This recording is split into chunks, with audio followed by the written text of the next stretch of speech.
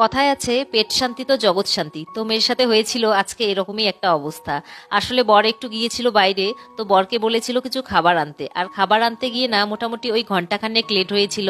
আর এই 1 ঘন্টা এসে রীতিমতো আমার মাথা শেষ করে দিয়েছে যে এখনো কেন বাবা নেই, কখন তার খাবার আসবে। আর শেষ পর্যন্ত খাবার চলে এসেছে টেবিলে, আর এখন বসে বসে সেই খাবারগুলোকেই এনজয় করছি সবাই মিলে। এরপর খাওয়া দাওয়া শেষ করে বাসনপত্র নিয়ে যাচ্ছি এক বান্ধবীর বাড়িতে। আসলে প্রতি বছরই দেখি মহালয়ার আগের দিন মোটামুটি সব বাড়িতেই পিকনিক হয়। তো আমাদের সেরম ভাবে মহালয়ার আগের দিন খুব একটা পিকনিক টিকনিক হয় না।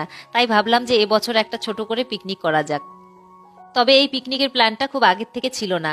ওই দুপুরবেলা ওর সাথে কথা বলতে বলতে হঠাৎ করে আমি এমনিই বললাম যে চলো আজকে পিকনিক করা যাক। তো ও বলল ঠিক আছে চলো পিকনিক করা যাক, কাউকে বেশি বলবো না, আমাদের নিজেদের মধ্যেই পিকনিক করব। তো ওই দুপুর 2টো নাগাদ আমাদের প্ল্যান হয়, আর সন্ধ্যাবেলায় এই আয়োজন। প্রথমে ভেবেছিলাম আমরা দুটো ফ্যামিলি মিলে এই রান্নাঘরে রান্না করে খাওয়া দাওয়া করব। তো তারপর ভাবলাম কি না, রান্নাঘরে যদি রান্না বান্না করে খাওয়া দাওয়া করি তাহলে না সেই পিকনিক পিকনিক ফিলটা আসে না। পরে আর একটা ফ্যামিলিকে ফোন করা হলো, তো ওরাও বললো ঠিক আছে আমরাও রাজি, পিকনিক তাহলে হোক। তারপরে এই আয়োজন আমরা সবাই মিলে করলাম। আর পিকনিক করতে গিয়ে রান্না করার সময় এতবার কারেন্ট চলে যাচ্ছিল যে শেষ পর্যন্ত অন্ধকারেই রান্নাটা করতে হয়েছিল। আর আজকের আমাদের স্পেশাল রাঁধুনিরা হলেন আমার বর আর বরের বন্ধু। তো আমরা সবাই মিলে কিন্তু হেল্প করছিলাম, কাটাকুটি ধোয়াধুয়ি সবকিছুতে হেল্প করছিলাম, কিন্তু রান্নাটা করেছিল আমার বর আর বন্ধু দুজন মিলেই। তো রান্না বান্না করার মাঝখানে পকোড়া করে নিয়েছিলাম, কারণ রান্না করতে করতে মোটামুটি অনেকটা লেট হয়ে গিয়েছিল, তাই ভাবলাম যে মাঝখানে একটু পকোড়া টকোড়া খাওয়া দাওয়া করলে না ভালোই লাগে। তারপরে এখানে বান্ধবী এসে আপেল কাটা শুরু করলো, কারণ রান্না এত লেট হয়ে গিয়েছিল যে বাচ্চাদের খিদে পেয়ে গিয়েছিল। তো তাই ভাবলাম কি মাঝখানে একটু আপেল টাপেল খেয়ে বাচ্চাদের একটু থামিয়ে রাখা যাক।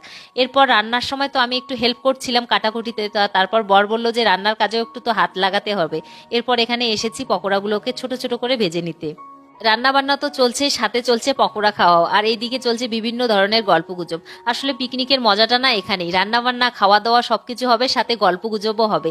তাহলেই না পিকনিকের আসল মজাটা জমে ওঠে। রান্না বান্না তো শেষ, এখন চলে এসেছে এনারা, মানে ও প্রথমে এসেছিল, এসে সবজি কাটাকাটি করে আবার চলে গেছিল শপিং করতে। তো পুজো তো বেশি দিন নেই, তো টুকিটাকি শপিং তো থাকে, তাই সেই শপিংটাই করতে গিয়েছিল। আর রান্নার শেষে আমার মেয়ের এত খিদে পেয়েছিল যে সে একাই বসেছে খেতে। আর মেয়ের সাথে সাথে আমরাও দাঁড়িয়ে দাঁড়িয়ে সবাই মিলে পকোড়া খাচ্ছিলাম।